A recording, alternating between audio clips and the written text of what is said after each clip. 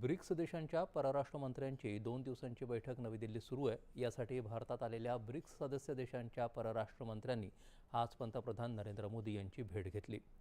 रशियाचे परराष्ट्र मंत्री सर्गेई लाव्हारोव्ह, इराणचे परराष्ट्र मंत्री अब्बास अराघची, दक्षिण आफ्रिकेचे परराष्ट्र मंत्री रोनाल्ड लामोला आणि ब्राझीलचे परराष्ट्र मंत्री माउरो व्हिएरा यांच्यासह इतरांनी आज पंतप्रधान नरेंद्र मोदी यांची भेट घेतली।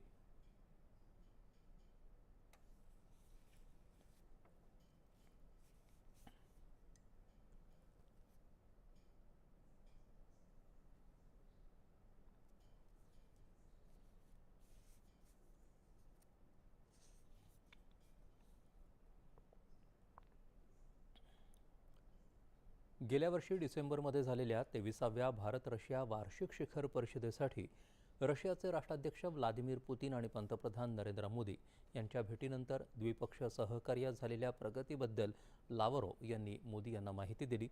रशियाचे परराष्ट्र मंत्री आणि पंतप्रधान यांनी युक्रेन आणि पश्चिम आशियातील परिस्थितीसह परस्पर हिताच्या विविध प्रादेशिक आणि जागतिक मुद्द्यांवर विचारविनिमय केला।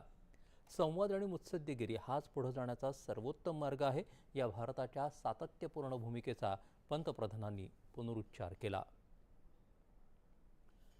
शांतता आणि सुरक्षित